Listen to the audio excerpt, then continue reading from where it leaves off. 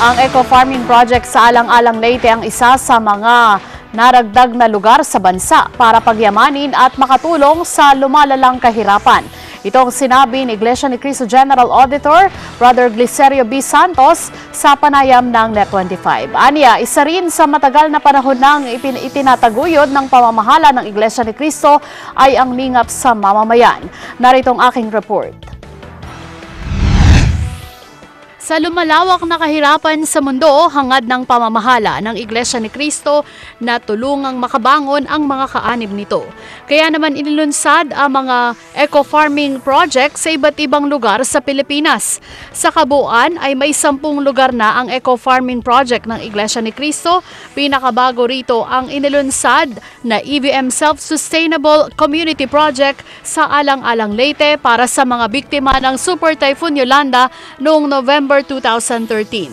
Pangunahing pananim sa eco-farming project ang mga halaman at bungang kinabibilangan ng imported rice varieties, imported fruit-bearing trees, imported vegetables at cultured mushrooms.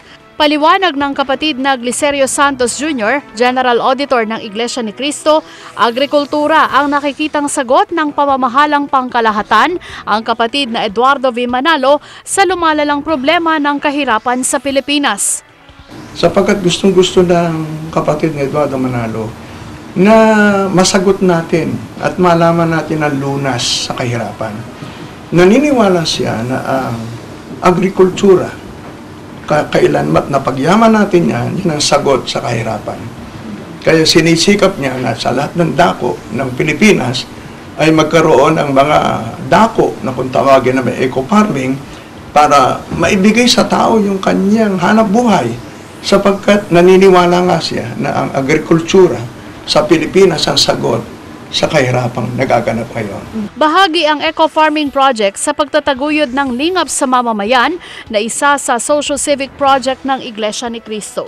Matagal na panahon nang itinataguyod ng pamamahala ng Iglesia ni Cristo ang lingap sa mamamayan, hindi lamang sa panahon ng kalamidad. Sapagkat naghihirap, ang gusto ng pamamahala, matulungan din sila. Kaya meron tayong tinatawag na lingap sa mamamayan. Kaya may kalamidad, kaya walang kalamidad, isinasagawa ng iglesia na kami namimigay, ang iglesia namimigay ng mga goodie bags at kung ano-ano para lamang makatulong sa tao sa kanyang pang-araw-araw na pangangailangan. At isinasagawa ang ganitong paglilingap hindi lamang din sa Pilipinas kundi sa iba't ibang panig pa ng mundo. At ang nakatutuwa, hindi lang dito sa Pilipinas ginagawa yan.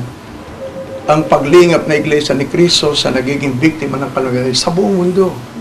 Gaya ng ating alam, nung magkaroon ng hurricane sa New York, sa 6 na bayan sa New York, nagpunta Iglesia ni Cristo doon. Naglingap tayo doon, tinulungan natin yung mga naging biktima. Hindi lamang sa New York, maging doon sa Oklahoma, sa Amerika, maging sa Japan, doon sa Australia, magkaroon ng malaking baha sa buong Australia, at maging doon sa malayong bayan, doon sa Africa, sa South Africa, ay ang Iglesia ni Cristo ay tumulong. Nakarecord yan, makikita nila yan, na sa iba't ibang dako ng mundo ay tumutulong ang Iglesia ni Cristo sa lahat na nagiging biktima ng kalamidad. Weng De La Fuente, Eagle News.